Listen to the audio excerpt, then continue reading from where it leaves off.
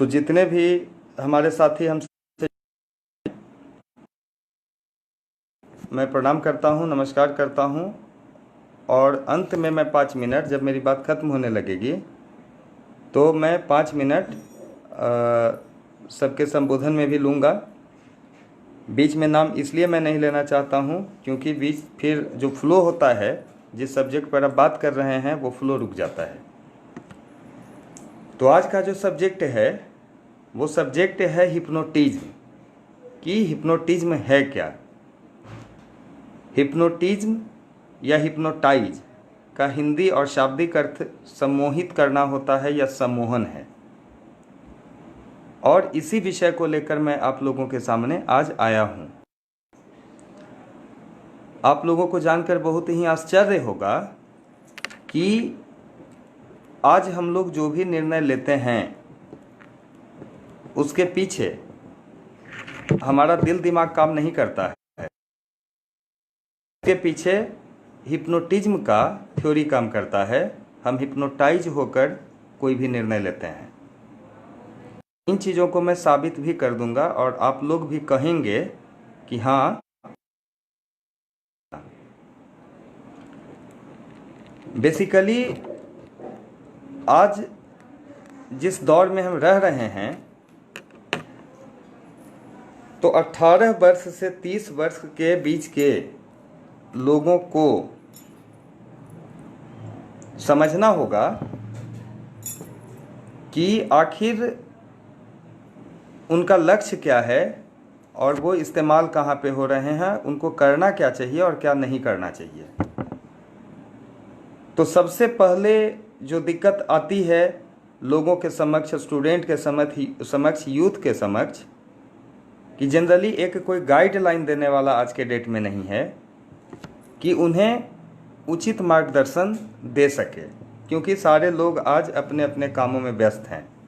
किसी के पास टाइम नहीं है, बगैर किसी गोल के, बगैर किसी लक्ष्य के वो इधर से उधर भाग रहा है। तो आज अगर हमने मानव रूप में जन्म लिया है तो हमारा काम भी मानव जैसा होना चाहिए। तो मानव जैसा काम हम कब कर पाएंगे? तो मानव जैसा काम करने के लिए हमें अपने शेड्यूल को चेंज करना होगा, हमें अपने आप को व्यवस्थित करना होगा और हिप्नोटिज्म से निकलना होगा। आज भारत की बात करें या बिहार की बात करें तो यूथ की है। और आपको जानकर बड़ा आश्चर्य होगा कि तमाम पॉलिटिकल पार्टी का जिक्र मैं इसलिए कर रहा हूं कि हर घर में पॉलिटिकल पार्टी आज के डेट में घुसा हुआ है और वही हम लोगों को हिप्नोटाइज कर रहा है। और हिप्नोटाइज इसलिए कर रहा है क्योंकि उसे पता है मुझे सत्ता में रहना है, अगर मुझे मलाई खानी है, तो जब तक हम आप लोगों को हिप्नोटाइज नहीं करके रखेंगे तब तक वो कुछ कर नहीं पाएंगे।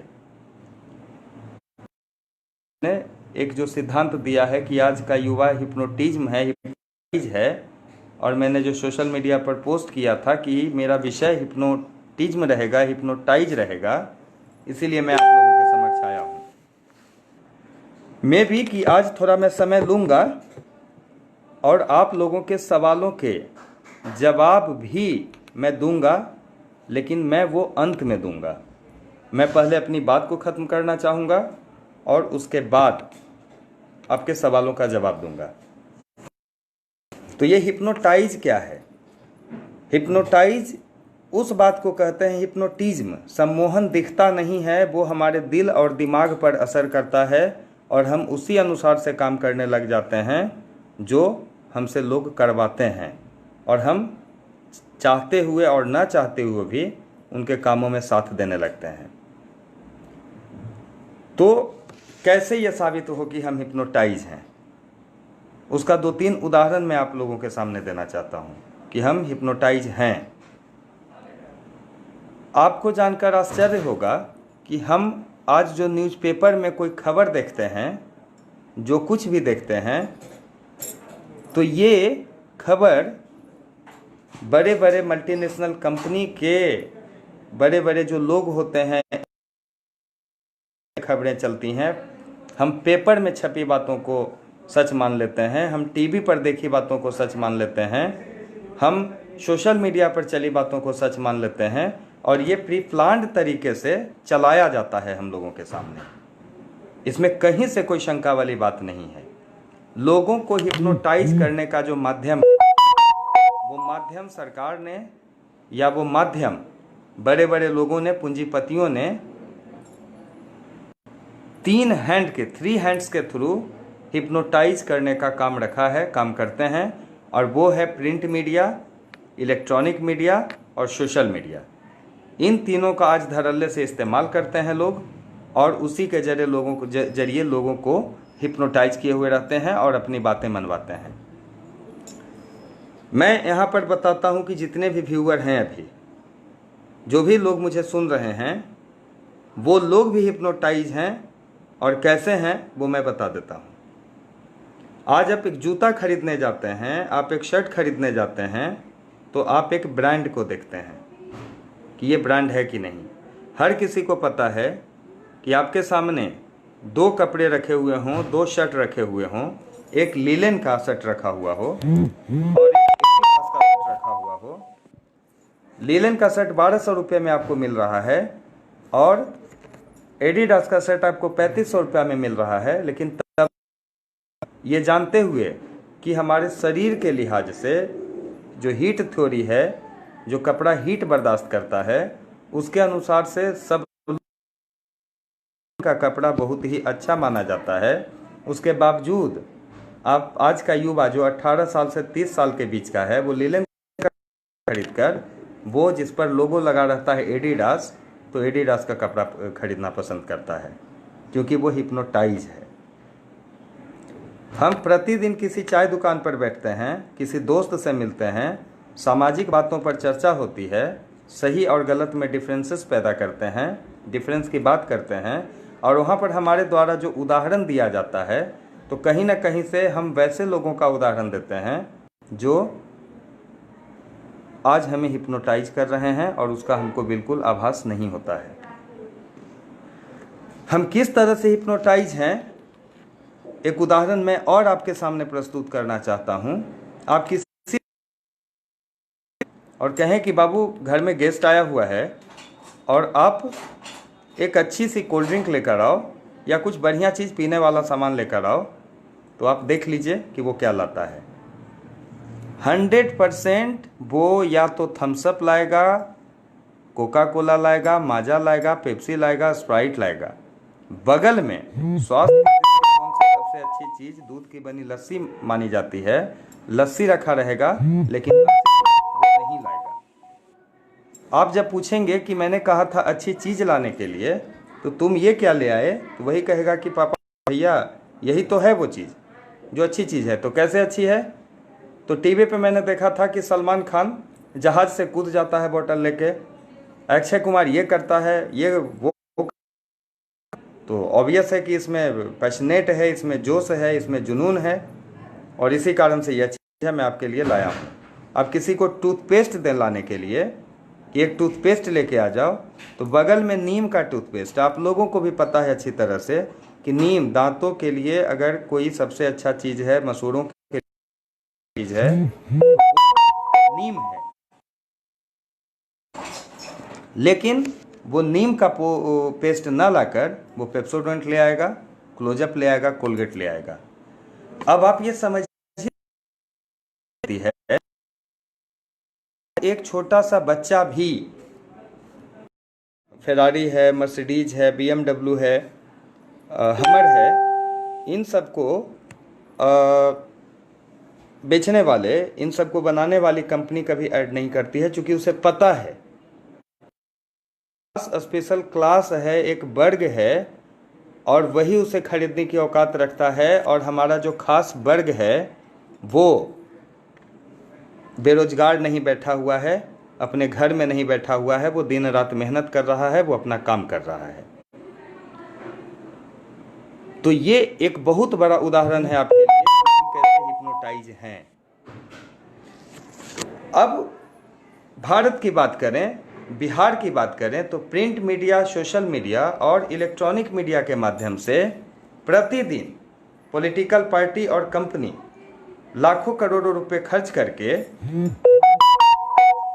अपना ऐड करवाते हैं और हमारे आंखों के सामने अपनी बातों को रखते हैं, अपने प्रोडक्ट को हमारे सामने रखते हैं और वो हमें हिप्नोटाइज किए हुए रहते हैं।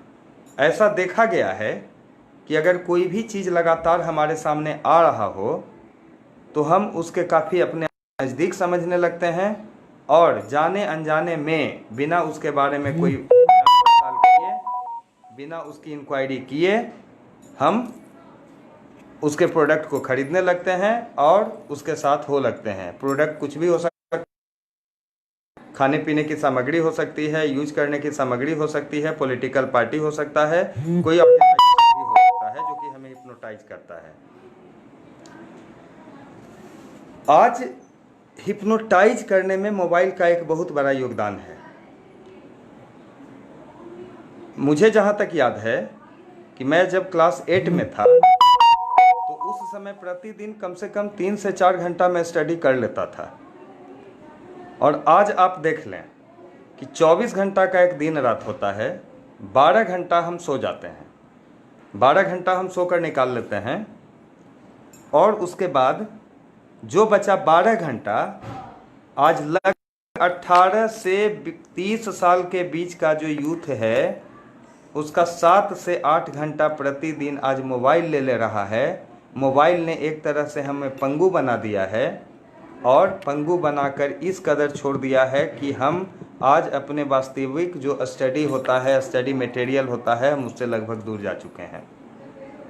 ऐसा नहीं है कि मोबाइल का यूज बिल्कुल ही गलत है, मोबाइल अच्छा चीज़ भी है। मोबाइल में गूगल है, मोबाइल में विकिपीडिया है, उसके थ्रू हम बहुत सारी चीज़ों को जान सकते हैं, जानकारी प्राप्त कर सकते हैं, अपना ज्ञान बढ़ा सकते हैं। लेकिन आप ईमानदारी से बताइए कि आज कितने लोग हैं जो गूगल से विकिपीडिया पढ़ते हैं और नॉलेज लेते हैं? थोड़े बहुत स्टूडेंट को छोड़कर बाकी लोग आज पोर्न साइट में उलझे हुए हैं, टिकटॉक पे उलझे हुए हैं और अलग अलग तरह के दर्जनों सैकड़ों ऐप हमारे बीच मनोरंजन के आए हुए हैं। और हम तभी मोबाइल को छोड़ते हैं जब मोबाइल का बैटरी डाउन होने लगता है। हमारे दिलो दिमाग में एक तरह से प्लांट लोग अपनी प्लांट बातों को इस जरिए से बैठा देते हैं और आज मोबाइल मैं कहता हूं कि दुरुपयोग हो रहा है और मैं इससे बचता हूं। मैं इस बात की गारंटी देता हूं। मोबाइल को हम एक हथियार के रूप में यूज कर सकते हैं, इसे दुरुपयोग होने से हमें बचाना है। आज जिस तरह से जियो का सिम सबसे कम डाटा पर दिया जा रहा है, हम लोग बहुत खुश हैं। आप लोग भी बहुत खुश होंगे कि पहले जब एयरटेल था, रिलायंस था, वोडाफोन था, तो उसके जो पैकेज होते थे नेट पैक वो काफ़ी महंगे आते थे और जियो ने काफ़ी अच्छा काम किया है। जियो ने अच्छा काम नहीं किया है। यह एक प्री प्लान आज से 5 साल पहले ही इस बात का प्लान बन गया था कि हमें भारत के हर घर में, भारत के हर गांव में जियो का सिम रख देना है। इतना ज़्यादा डाटा दे देना है कि लोग इसमें उलझे रहें, कोई विकास की बात न करे, कोई शिक्षा की बात न करे, कोई स्वास्थ्य की बात न करे, कोई मानवाधिकार की बात न करे, कोई ह्यूमन राइट की बात न करे। वो अपने आप में उलझा रहे और समय इसी तरह से चलता रहे। मैं बहुत दुखी हूँ कि आखिर इस तरह का घटिया प्लान जिस सरकार ने भी कर रखा है, आज जिस मोबाइल के थ्रू आप किसी भी साइट को उठा लें, आप जब फेसबुक खोलेंगे तो उसमें एकाएक आपके सामने जो है पोर्न साइट आ जाएगा। मुझे याद है कि बचपन में 9th और 10th में मैं जब था तो हम लोग ब्लू फिल्म क्या होता है उसका नाम तक हमने नहीं सुना था, कभी देखा नहीं था। और आज धड़ल्ले से बच्चे, जिन बच्चों के हाथ में, जो आज 4 और 5 का, जो 5th क्लास का बच्चा है, उसके हाथ में मोबाइल है और धड़ल्ले से उस पर पोर्न साइट चल रहा है। वो यूट्यूब जो चाहेगा वो कर सकता है। रिस्ट्रिक्शन नहीं लगाया है तो आप कैसे इमेजिन कर सकते हैं कि आज अगर हम डिसिप्लिन की बात करें, हम संस्कार की बात करें, अगर हम एक बेहतर माहौल की बात करें तो वो माहौल कैसे होगा। आज बेटा बाप की इज्जत नहीं कर रहा है, अपने पेरेंट्स को नहीं समझ रहा है, एक तीसरी दुनिया में वो खोया हुआ है। वो जिम्मेवार है? बिल्कुल वो जिम्मेवार नहीं है। जिम्मेवार वो लोग हैं, सरकार में बैठे हुए वो लोग हैं, चाहे वो स्टेट के रहें चाहे वो सेंट्रल के रहें, जिन्हें उचित चीज़ों को प्रदर्शित करने के जगह पर उन्होंने अनुचित चीज़ों को भी अलाउ दे दिया है कि आप सोशल मीडिया पर इसको डालो। आज आप मोटरसाइकिल अगर चलाते हैं, बिना हेलमेट के पकड़े जाते हैं, छोटी छोटी बातों में कुछ अपराध हो जाता है, तो ये अपराध इसलिए हो जाता है आप लोगों से क्योंकि उस अपराध के बारे में आपको शिक्षा नहीं दी गई। जिस भारत में हम कानून के दायरे में रहने की बात करते हैं, उस भारत में हमें बेसिक जो लॉ की जानकारी होनी चाहिए थी, कानून की शिक्षा मिलनी चाहिए थी, वो कानून की शिक्षा नहीं दी जाती है। और हम जाने अनजाने में बड़ा या छोटा अपराध कर देते हैं और तब पता चलता है कि I have committed such type of crime due to lack of information. आज भारत का संविधान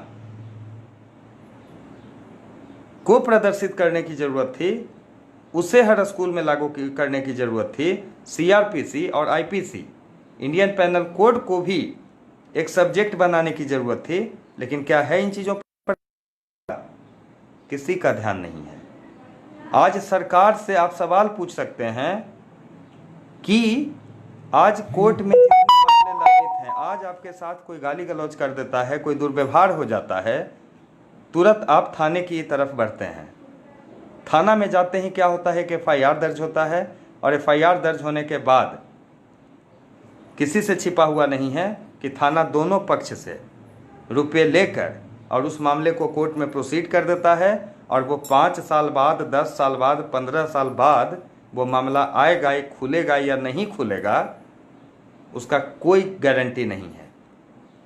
क्या सरकार में बैठे हुए माननीय प्रधानमंत्री या सरकार में बैठे हुए माननीय नीतीश कुमार जी को इस बात की जानकारी नहीं है कि आज करप्शन का सबसे बड़ा अगर कोई अड्डा है तो वो माननीय न्यायालय है।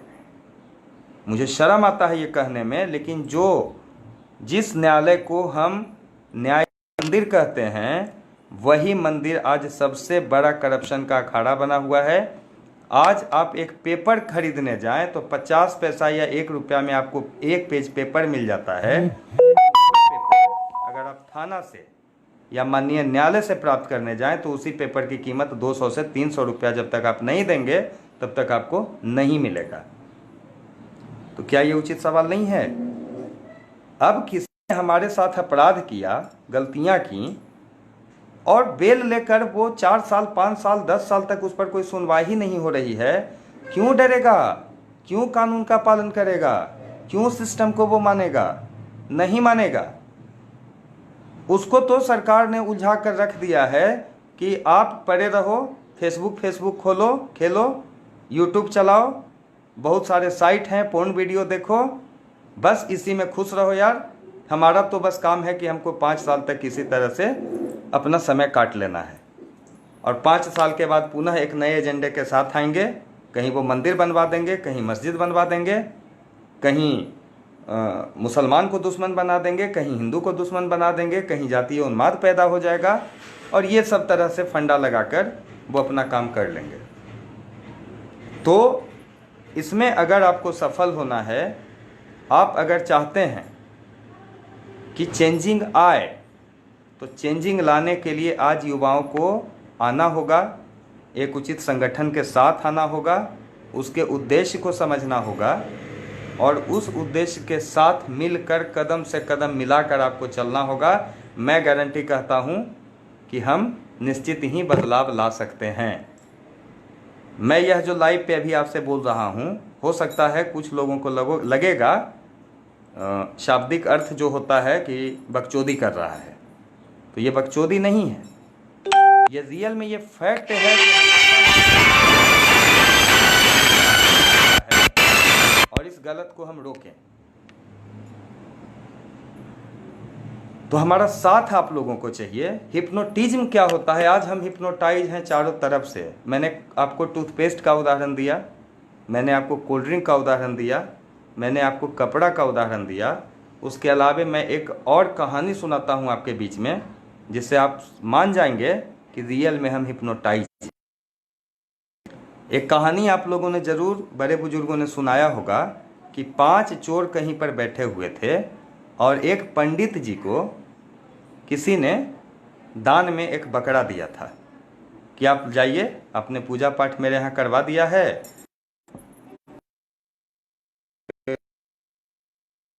जी लेकर चले उस बकरे को।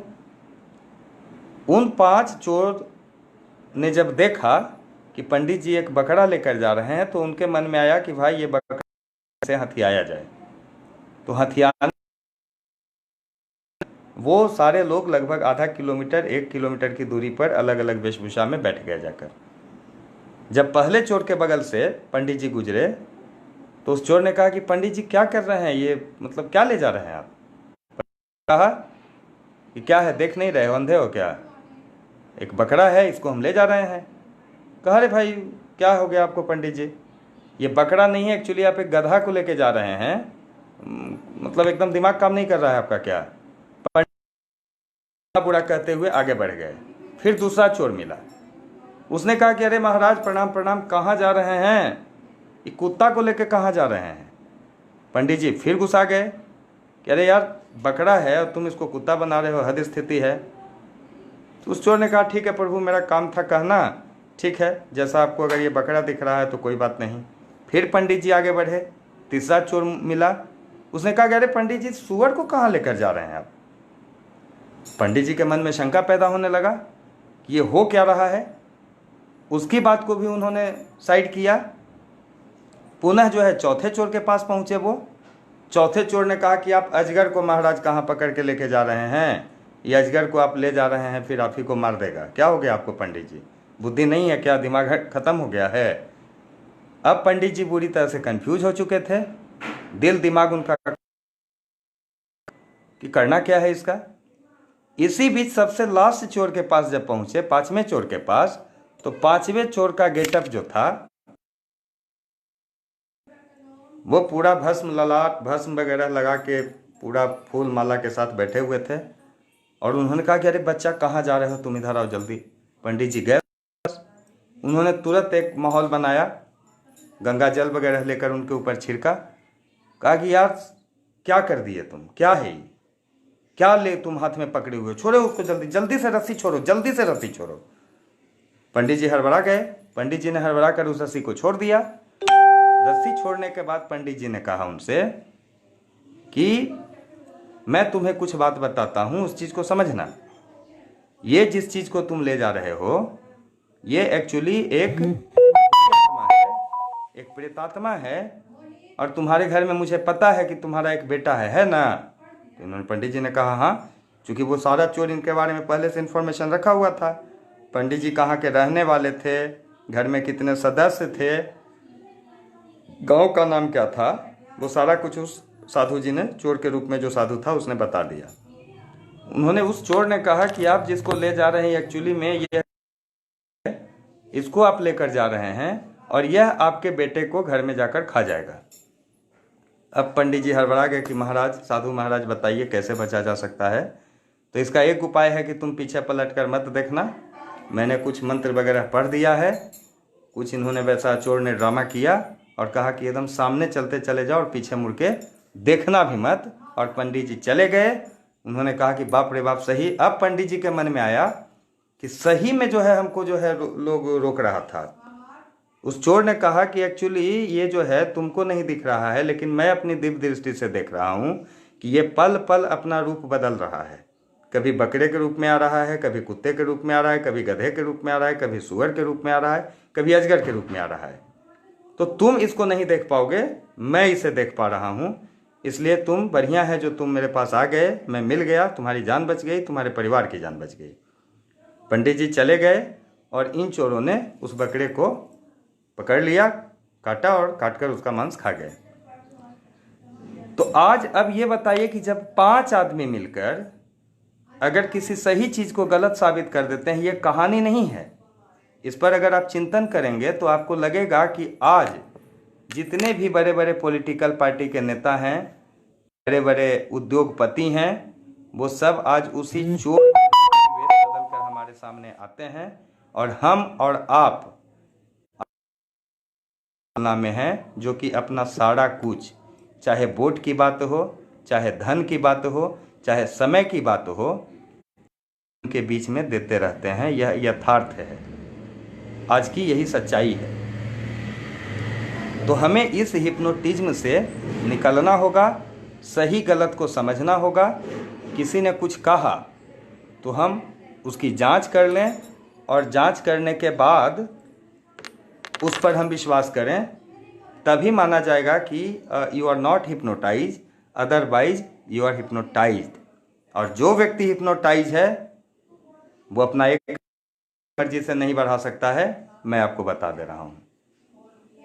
इसलिए आप सभी लोगों से मेरा कि इस हिप्नोटिज्म से निकलिए, मोबाइल का यूज करिए, टीवी का यूज करिए, प्रिंट मीडिया का यूज करिए, इलेक्ट्रॉनिक म्यूजिक का यूज करिए, सिर्फ और सिर्फ उससे अच्छी बातों के लिए नहीं।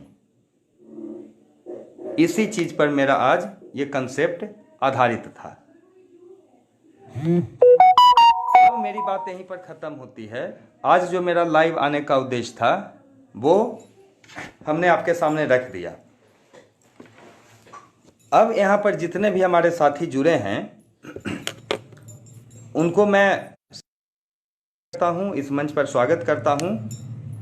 और अगर आपके मन में कोई प्रश्न है, कोई प्रश्न काल है, तो मैं 10 मिनट का समय आप लोगों के समक्ष देना चाहता हूँ, आप लोगों के बीच देना चाहता हूँ कि आपके मन में अगर कोई प्रश्न है तो वो आप प्रश्न कर सकते हैं। और अगर आप प्रश्न नहीं पूछते हैं तो इसका मतलब माना जाएगा कि now you are not hypnotised.